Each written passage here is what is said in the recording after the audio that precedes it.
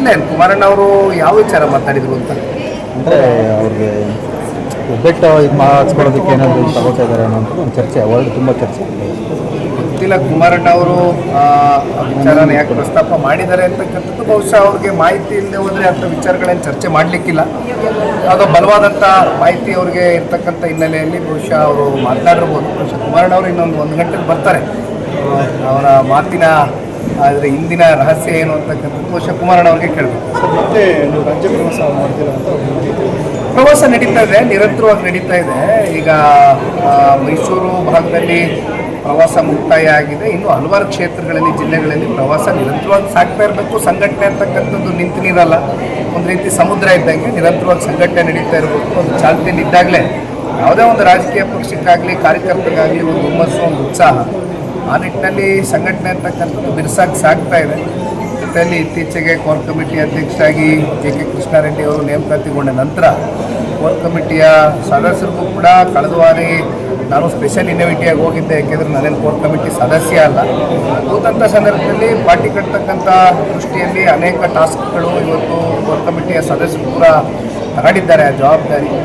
ಜೊತೆಯಲ್ಲಿ ಮುಂದಕ್ಕೂ ಯಾವ ರೀತಿ ಕಾರ್ಯಕರ್ತರನ್ನ ಸ್ಥಳೀಯ ಚುನಾವಣೆಗಳು ಏನಾದರೂ ಸರ್ಕಾರ ಮನಸ್ಸು ಮಾಡಿದಂಥ ಸಂದರ್ಭದಲ್ಲಿ, ಯಾಕೆಂದರೆ ನಮ್ಗೆ ಯಾರಿಗೂ ನಂಬಿಕೆ ಇಲ್ಲ.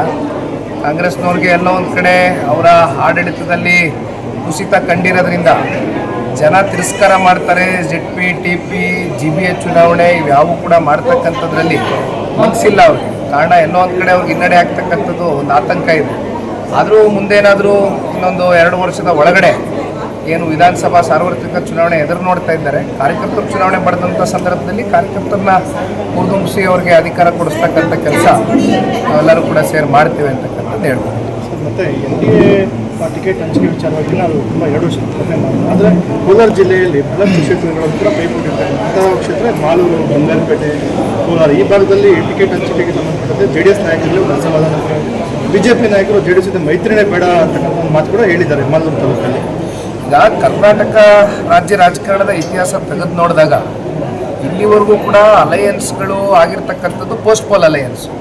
ಚುನಾವಣೆಯ ಫಲಿತಾಂಶ ಬಂದ ನಂತರ ಅಲಯನ್ಸ್ಗಳು ಆಗಿರುವಂಥದ್ದು ನೋಡಿದ್ದೀವಿ. ಇದು ಮೊದಲನೇ ಬಾರಿ ಪ್ರೀಪೋಲ್ ಅಲಯನ್ಸ್ ಆಗಿರುವಂಥದ್ದು. ಸವಾಲುಗಳಿರ್ತವೆ. ಜೊತೆಯಲ್ಲಿ ಹಳೆ ಮೈಸೂರು ಪ್ರಾಂತ್ಯದಲ್ಲಿ ಜನತಾದಳ ಪಕ್ಷ ನಮ್ಮದಾದಂಥ ಒಂದು ಬಲವನ್ನು ಇಟ್ಕೊಂಡಿದ್ದೇವೆ. ಕಾರ್ಯಕರ್ತರ ಪಡೆ ಇದೆ, ಬಲಿಷ್ಠವಾಗಿ ಈ ಭಾಗದಲ್ಲಿ ಜನ ನಮ್ಮನ್ನು ಬೆಳೆಸಿ ಪಾರ್ಟಿನ ಹರಿಸಿರ್ತಕ್ಕಂಥವ್ರು ಭಾಳ ಜನ ಇದ್ದಾರೆ, ಎಸ್ಪೆಷಲಿ ಓಲ್ಡ್ ಮೈಸೂರು ರೀಜನ್. ಹಾಗಾಗಿ ಇಲ್ಲಿ ಒಂದಷ್ಟು ಕಡೆ ಮುಂದೆ ಇನ್ನೂ 2 ವರ್ಷ ಇದೆ ಚುನಾವಣೆಗೆ. ಈಗಲೇ ಕೂತ್ಕೊಂಡು ನಾವು ಆದಿಬೀದಿ ಚರ್ಚೆ ಮಾಡಿದ್ರೆ ಇದಕ್ಕೆ ಉತ್ತರ ಸಿಗ್ಲಿಕ್ಕಾಗೋದಿಲ್ಲ, ಕಂಡುಕೊಳ್ಳಿಕ್ಕಾಗೋದಿಲ್ಲ. ಆ ಸಮಯದಲ್ಲಿ ರಾಷ್ಟ್ರೀಯ BJP ನಾಯಕರು, ನಮ್ಮ ರಾಷ್ಟ್ರೀಯ ನಾಯಕರು ದೇವೇಗೌಡರು ಸಾಹೇಬರು, ಜೊತೆಯಲ್ಲಿ ಕುಮಾರಣ್ಣ ಅವರು, ರಾಜ್ಯ BJP ನಾಯಕರೆಲ್ಲ ಕೂತ್ಕೊಂಡು ಒಟ್ಟಿನಲ್ಲಿ ಸುಗಮವಾಗಿ ಅಲಯನ್ಸ್ ಗೆದ್ದು ಧಕ್ಕೆ ಉಂಟಾಗದೇ ಇರತಕ್ಕಂಥ ನಿಟ್ಟಿನಲ್ಲಿ ಒಳ್ಳೆ ತೀರ್ಮಾನ ಕೈಗೊಳ್ತಾರೆ. ಬರಗಾಲ ಎದುರಾಗ್ತಾ ಇದೆ ಸರ್, ನೀರಿನ ಅಭಾವ ಸೃಷ್ಟಿ ಆಗ್ತಾ ಇದೆ. JDS ಇದ್ರ ವಿರುದ್ಧ ಯಾವ ರೀತಿ ಹೋರಾಟ